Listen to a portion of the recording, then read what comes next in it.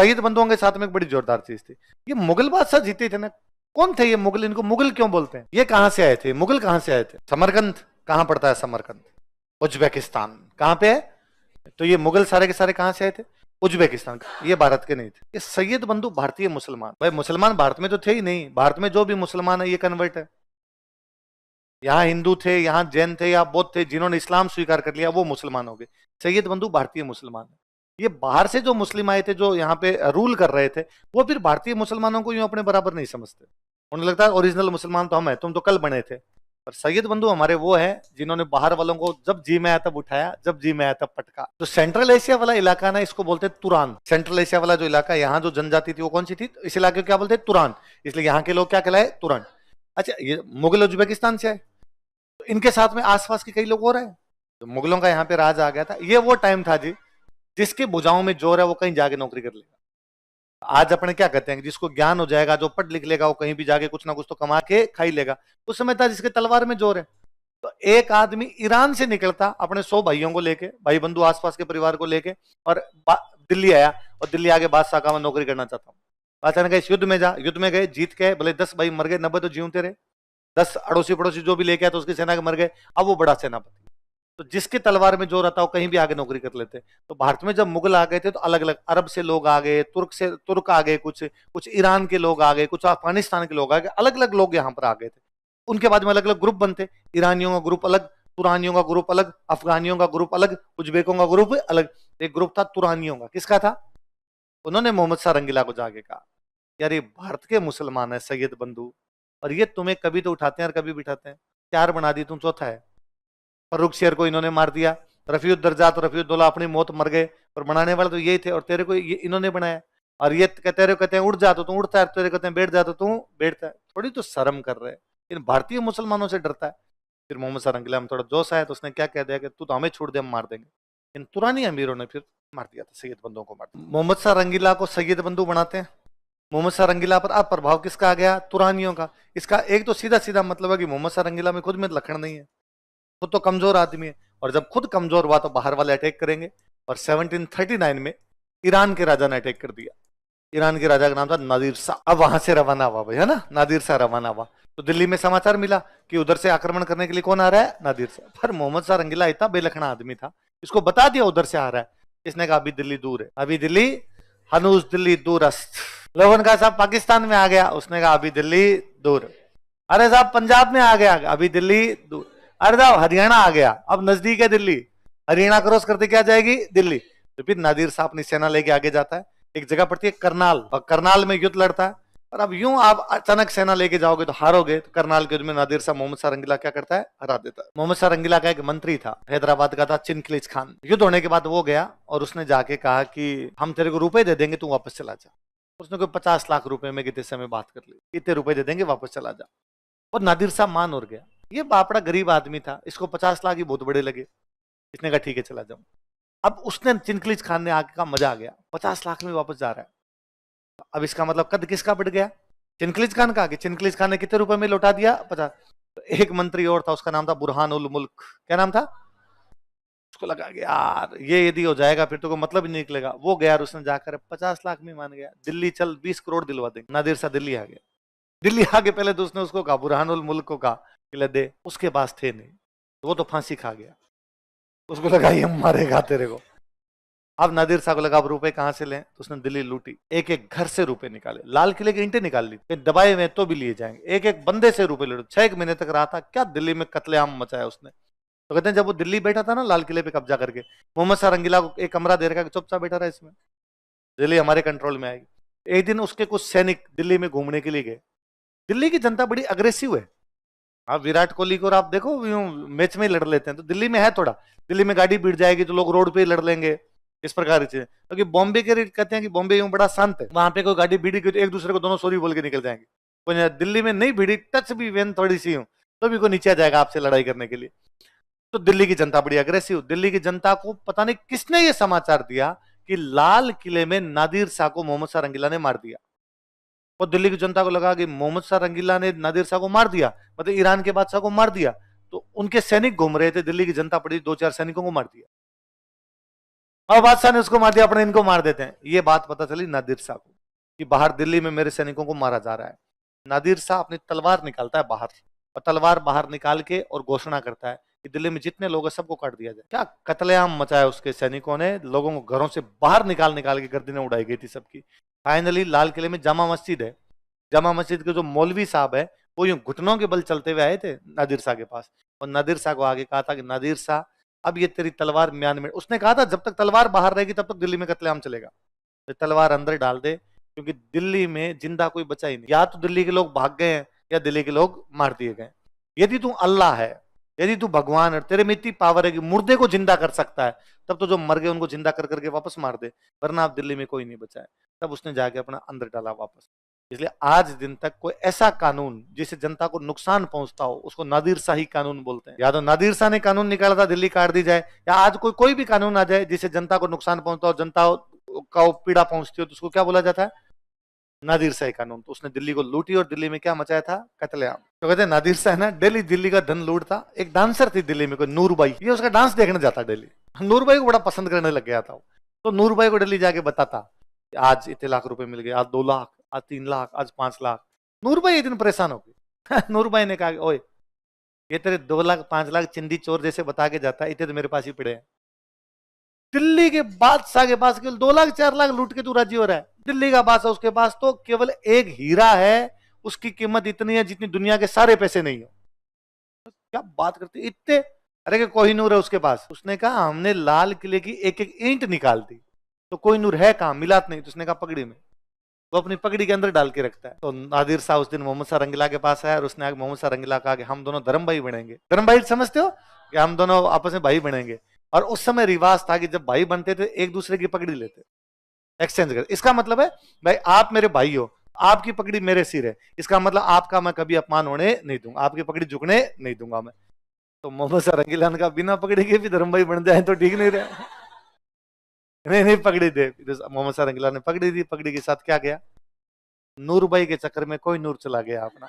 तो जाते हुए एक तो कोहिनूर लेके गया था, एक लेके गया था मयूर सिंहासन, जिसपे मुगल बादशाह बैठता था ना, पीकॉक थ्रोन था, वो लेके गया था। फिर नादिर शाह जब मर गया था ना, तो नादिर शाह के मरने के बाद में ईरान का जो राज था अफगानिस्तान के पास आ गया था। नादिर शाह का एक सेनापति था, उसका नाम था अहमद शाह अब्दाली, ये अफगानिस्तान का था। तो नादिर शाह के कोई बेटा बेटा था नहीं, तो फिर नादिर शाह के राज पे किसने कब्जा कर लिया था? तो फिर अहमद शाह अब्दाली भी भारत पर अटैक करता है 1748। नादिर शाह से हीरा किसके पास आ गया था? अहमद शाह अब्दाली। फिर अहमद शाह अब्दाली मर गया तो इसके परिवार में लड़ाई हो गई। इसका एक पोता था शाह सुजा, इसके पोते का नाम भी शाह सुजा था। वो हीरा उसके पास आ गया, वो भाग के आ गया अपने पंजाब। उसके भाई उसको राजा नहीं बनने दे रहे थे, वो भाग के पंजाब आ गया। और अपने पंजाब में महाराजा साहब थे रणजीत सिंह जी। कौन थे? तो उसने रणजीत सिंह जी को हीरा दिया कि मेरी सहायता करो। रणजीत सिंह जी ने हीरा लिया, फिर भगा दिया उसको। तो हीरा किसके पास आ गया? रणजीत सिंह। रणजीत सिंह जी से उनके बेटे के पास में आ गया, बेटे का नाम था दलीप सिंह। दलीप सिंह को अंग्रेज अपने साथ ही ले, अंग्रेजों ने पंजाब पे कब्जा किया, दलीप सिंह को साथ में ले गए। दलीप सिंह को उन्होंने इंग्लैंड में पढ़ाया था, इंग्लैंड में दलीप सिंह रहे थे, इंग्लैंड में उनकी बाद में मृत्यु हुई थी वहीं पर। तो हीरा बाद में किसके पास चला गया? अंग्रेजों के। और तब से उनके पास उनकी रानी लगाती है। उनकी रानी का, उनका रानी या राजा जो भी बनता है, वो जब अपना वो मुकुट पहनता है, उस मुकुट में क्या लगाया जाता है?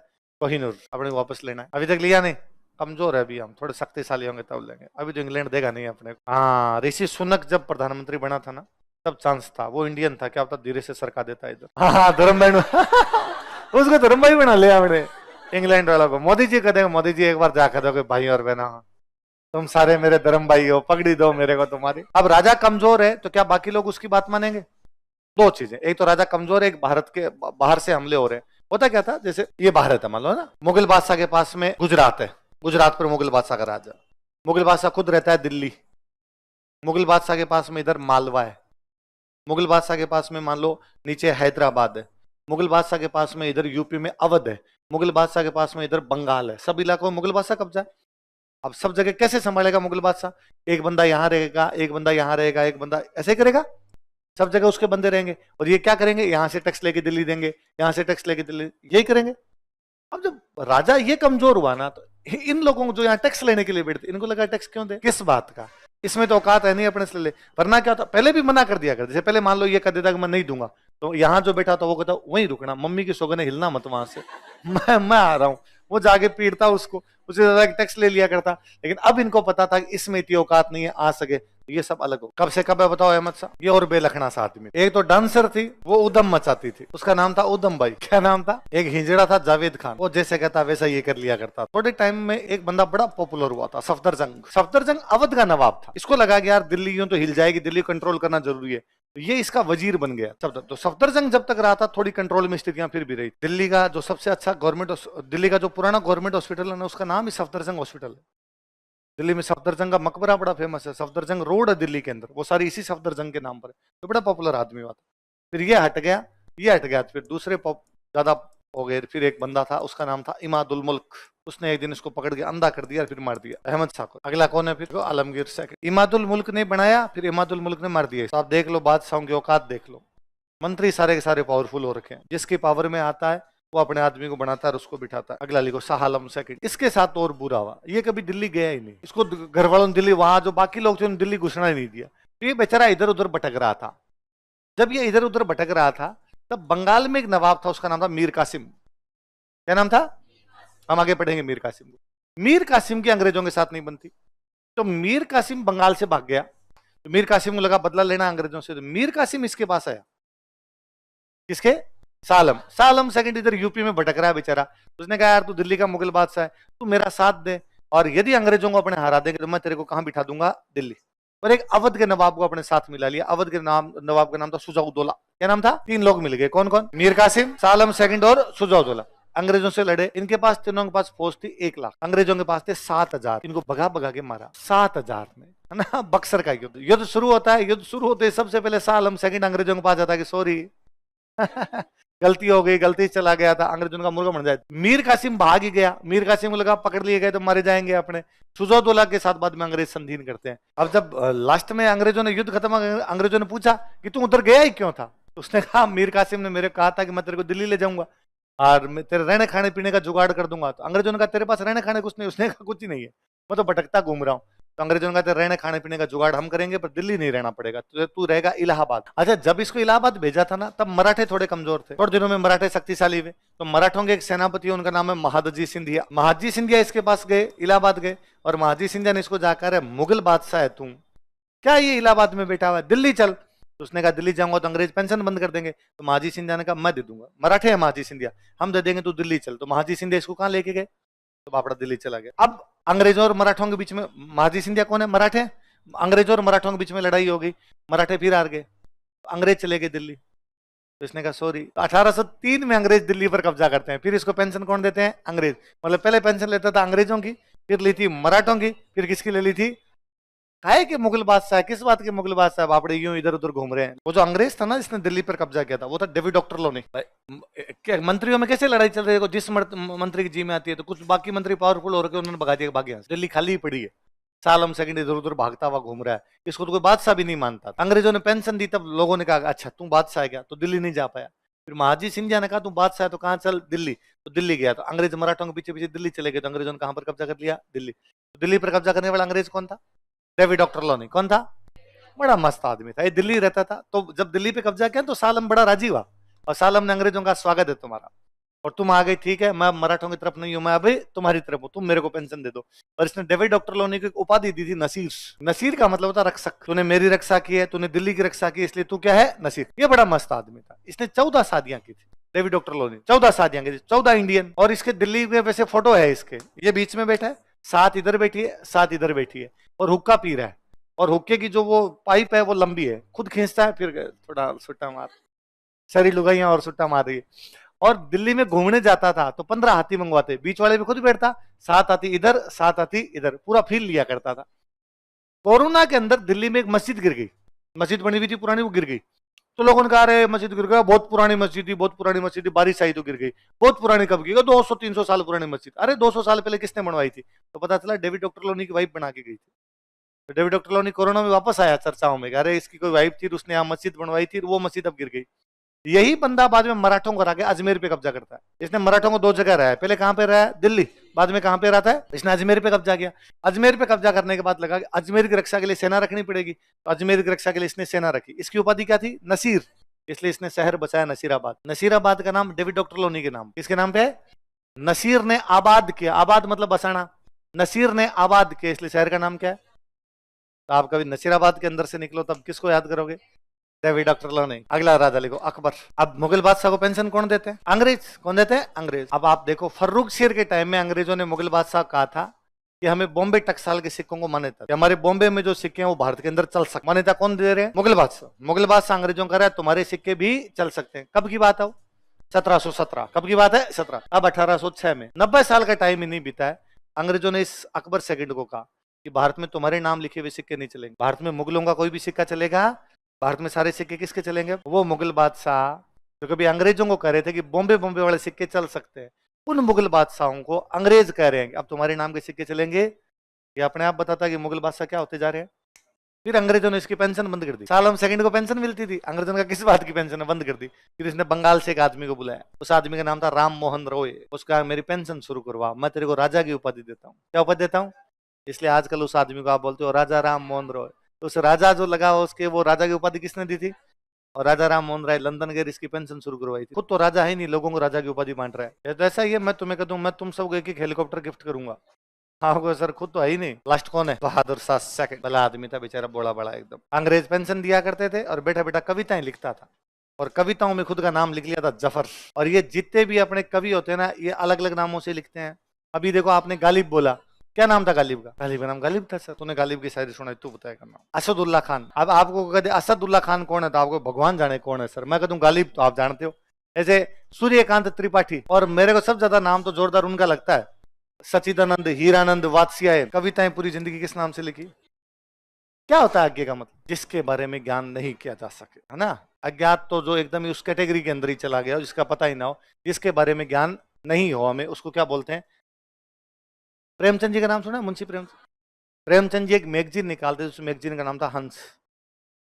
क्या नाम था? हंस। कौन निकालते? आपको ये जो साहित्यिक मैगजीन होती है, लिटरेचर वाली मैगजीन होती है, या कोई भी, कई बार अखबार में भी आता है, यदि आप भी अपनी कहानी छपवाना चाहते हैं तो हमें इस पते पर लिखकर भेजें। आता है। तो उस मैगजीन में आता था, कॉलम आता था कि यदि आप भी अपनी कविता छपवाना चाहते हैं तो हमें इस पते पर लिखकर भेजें। उस समय सच्चिदानंद हीरानंद वात्स्यायन छठी क्लास में पढ़ते थे, 6। घर में मैगजीन आती थी, इनको लगा मेरे को कविता आती है, तो वो कविता भेजी प्रेमचंद जी के पास। पर डर के मारे उसमें खुद का नाम नहीं लिखा। लगा कि यदि मैंने खुद का नाम लिख दिया और कविता छप गई, घर पे आएगी तो घर वाले पढ़ लेंगे, घर वालों को कहेंगे तुम पढ़ाई तो करता नहीं, क्या लिखता रहता है? कविताएं। तो नाम लिखा ही नहीं। प्रेमचंद जी को कविता पसंद आई, अब प्रेमचंद जी ने वो कविता छाप दी। छापी तो अब नाम क्या लिखे? नाम तो लिखा हुआ ही नहीं है। तो प्रेमचंद जी ने अपनी तरफ से नाम लिख दिया आगे। क्या लिख दिया? वापस आई मैगजीन आई, इस बार महीने की मैगजीन आई, देखो और मेरी कविता छप गई, नाम क्या लिखा नीचे आगे? फिर पूरी जिंदगी किस नाम से लिखा? फिर आगे नाम से फेमस ही हो गए थे, जबकि नाम क्या था वास्तव में? सच्चिदानंद हीरानंद वाह। अच्छा, वात्स्यायन नाम के अपने भारत में एक बहुत पुराने राइटर हैं जिन्होंने बुक लिखी थी कामसूत्र। जो कामसूत्र बुक लिखी हुई है वो गुप्ता काल के अंदर गुप्ता एरा में लिखी है, वो किसकी लिखी हुई है? वात्स्यायन। किसके? अब वो वात्स्यायन बहुत फेमस हुए। इनको वात्स्यायन नाम से कोई जानता नहीं, इनको किस नाम से जानते हैं? आगे। इनका एक किस्सा, ये जर्मनी गए हुए थे ये कोई मीटिंग में भाग लेने के लिए। तो वहां जो भारत की जो अधिकारी थी वहां जर्मनी के अंदर, वहां जर्मनी के कुछ साहित्यकार आए हुए हैं और कुछ साहित्यकार आए हुए हैं भारत के। और वो एक अधिकारी है, इंडियन को आईएएस लगी है वहां पर, वो इंट्रोडक्शन करवा रही है जर्मनी वालों को भारत वालों का, और भारत वालों का जर्मनी वालों। उसको बेचारी को दिमाग से निकल गया, उसको लगा वात्स्यायन, उसने नाम देखा पूरा सच्चिदानंद हीरानंद वात्स्यायन, साहित्य वाहित्य नहीं पढ़ती होगी, तो उसने इंट्रोडक्शन कराया। तब उसने कहा कि सच्चिदानंद हीरानंद वात्स्यायन, राइटर ऑफ कामासूत्रा। उधर जर्मनी वालों का वाव, क्योंकि वो बुक बड़ी पॉपुलर थी और हाथ वाथ मिलाया, सबने यूं ऑटोग्राफ लिए। वात्स्यायन कहते हैं मैंने किसी को बताया भी नहीं, मैं वो नहीं हूं। वाह भाई, मिल रही है तो अपने बताने की कोई आवश्यकता। अच्छा, ये मैंने प्रेमचंद जी की मैगजीन का नाम क्या बताया? ये मैगजीन 2 लोग मिलकर निकालते थे। एक व्यक्ति का नाम है कन्हैयालाल माणिक्यलाल मुंशी और दूसरे व्यक्ति है प्रेमचंद। 2 लोग मिलकर निकालते हैं। कौन कौन बताओ? कन्हैयालाल माणिक्यलाल मुंशी और जो आप के एम मुंशी, संविधान सभा में कहीं के एम मुंशी का नाम पड़ा होगा, वो के एम मुंशी यही है, कन्हैयालाल माणिक्यलाल मुंशी। अब जब नाम मैगजीन आएगी, 2 लोग निकालते हैं, 2 लोगों के नाम लिखने पड़ेंगे। अच्छा, मैगजीन निकालने वाले जो होते हैं इनको बोलते हैं संपादक, इंग्लिश में अपने कहते हैं एडिटर। जो एडिट करे क्या छपेगा और क्या नहीं छपे। 2 संपादक है तो लिखा हुआ था संपादक द्वे और नीचे नाम लिखे हुए कन्हैयालाल, पर ये नाम मैगजीन पर लंबा हो रहा था, तो मुंशी जी ने कहा मेरे नाम का ये हटा दो, ये कर दो मुंशी कोमा प्रेमचंद। धीरे धीरे लोगों ने कोमा हटा दिया। मुंशी प्रेमचंद के नाम में मुंशी, मुंशी का है ही नहीं, प्रेमचंद जी का ही नहीं। मुंशी प्रेमचंद के नाम में जो मुंशी है वो कन्हैयालाल माणिक्यलाल मुंशी का मुंशी है। कन्हैयालाल माणिक्यलाल मुंशी का पीछे वाला मुंशी प्रेमचंद जी के आगे जुड़ गया। अच्छा, आज यदि किसी को यह कह दिया जाए कि प्रेमचंद को जानते हो क्या, तो लोग जल्दी से समझे नहीं कौन। मुंशी प्रेमचंद को जानते हैं, सारे जानते हो, जबकि मुंशी प्रेमचंद मुंशी उनका ही नहीं। मुंशी किसका है? हाँ, तो कई नाम कितने पॉपुलर होते हैं। मैं सीधा पूछूं, बहादुर शाह सेकंड के बारे में जानते हो क्या? अपने नहीं जाने। मैं कहूं बहादुर शाह जफर के बारे में जानते हो क्या? कोई ना कोई उसको जान जाएगा। तो वो ये बंदा है। 57 की क्रांति में हमारे नेता कौन थे? मेरठ में अपने क्रांति हुई थी, तो मेरठ वाले जो फौजी थे, फौजियों ने क्रांति की, मेरठ वाले फौजी दिल्ली चले गए और उन्होंने जाके बहादुर शाह को जबरदस्ती कहा कि बन नेता बन। तो बहादुर शाह ने कहा एक बार लुगाई टावरों से पूछ लूं। तो बहादुर शाह की जो बेगम थी उनका नाम था जिन्नत महल, और बहादुर शाह ने जाके जिन्नत महल को कहा कि जिन्नत महल, ऐसे ऐसे मेरे पास एक मौका है, तू बता क्या करना चाहिए, क्या मुझे लीड करना चाहिए या लीड नहीं करना चाहिए। और जिन्नत महल को लगा कि क्रांति का मतलब अंग्रेजों का राज खत्म, अंग्रेजों का राज खत्म मतलब वापस किसका राज आएगा? मुगल बादशाह का। और मुगल बादशाह का राज आएगा तो ये खुद तो बूढ़ा आदमी है, राज करूंगी मैं। और से वापस याद आया कि कभी जहांगीर का राज था, और जहांगीर तो दारू पी के पड़ा रहता था, राज करती थी उसकी बेगम नूरे जहां। कौन करती? वैसे वैसे अब राज करूंगी मैं, जिन्नत महल। उसने बहादुर शाह कहा कि नहीं, आपको लीड करना चाहिए। तो बहादुर शाह को मरवाने वाली महिला कौन? फाइनली अंग्रेजों ने जब दिल्ली पर कब्जा किया, पहले क्रांति हुई थी, अंग्रेजों को भगा दिया था दिल्ली से, अंग्रेजों ने गिरफ्तार किया था, तब बेचारा बहादुर शाह जफर हुमायूं के मकबरे में बैठा हुआ था, वहां से निकाला था बाहर। और वहां से बाहर निकाल के 2 बेटों को सामने गोली मारी था, रंगून भेज दिया था। वहां बेटा बेटा बहादुर शाह गीत गाता, मेरे पिया गए रंगून। यह है अंतिम मुगल बादशाह था, ही वॉज लास्ट मुगल। इसके बाद कोई मुगल बादशाह नहीं बने फिर।